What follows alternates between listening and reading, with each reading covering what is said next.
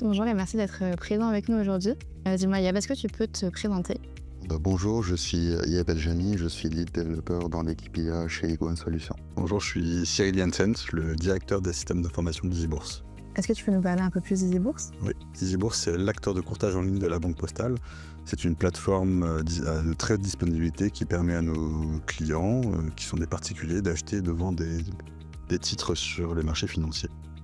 Si on est là aujourd'hui, c'est pour parler un peu plus en détail du use case de lecture de documents. Cyril, est-ce que tu peux nous parler un peu plus du contexte et du besoin d'implémentation de ce use case? On a donc besoin de rétro-documenter l'ensemble des documents qui ont été fournis par nos clients.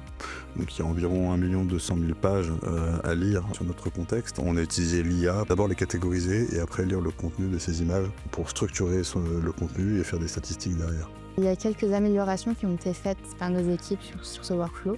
Yab, est-ce que tu peux nous en parler un peu plus? On a commencé au début par premier workflow où on a envoyé les images complètes vers le modèle Vision. Il s'est avéré que les images contiennent beaucoup de champs vides. Il aurait fallu se concentrer sur une partie qui est exploitable par EasyBourse. Cette partie-là, donc il aurait fallu la détacher du reste de l'image. Pour cela, donc on est passé par un premier modèle qui est Florence 2 qui nous permet de faire de la détection de bordure. Ce modèle-là donc nous permet de récupérer la partie exploitable puis d'appliquer un masque par-dessus. Ce masque nous permet de récupérer la partie qui nous intéresse et de l'envoyer vers un second modèle de upscaling qui va nous permettre d'améliorer la netteté des caractères du MRZ aussi qui est en bas des documents, ce qui nous permet après donc d'avoir quelque chose d'un peu moins flouté. Puis on passe par une partie algorithmique qui est LangSort. Cet algorithme nous permet de réadapter l'image par rapport au modèle Vision pour lui envoyer quelque chose qui ne dépasse pas les limites du modèle,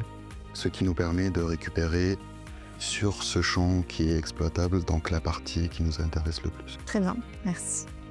Donc ici, on parle de pièces d'identité. Est-ce que tu peux nous parler du besoin autour de la réadaptation des formats de ces documents-là?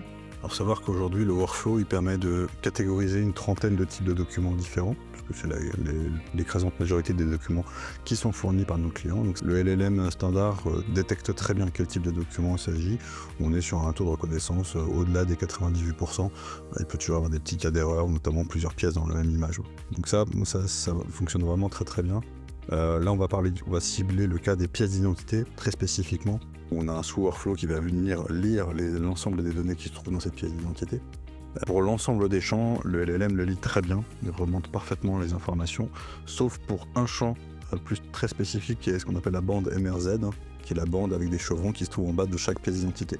La bande MRZ, c'est pour Machine Readable Zone, et comme son nom l'indique, c'est fait pour une machine. Mais là, le LLM, finalement, est bien moins performant sur la lecture de cette zone que l'ensemble des autres pièces qui sont faites pour des humains. Le constat, c'est que le LLM lit très bien ce qu'un humain pourrait lire, et lit beaucoup moins bien ce qu'un humain n'est pas censé lire. Le gain, finalement, qu'on a obtenu sur la lecture de ces pièces, grâce aux adaptations de Yeb, sur la taille des images et le réajustement, il est d'environ 40 points.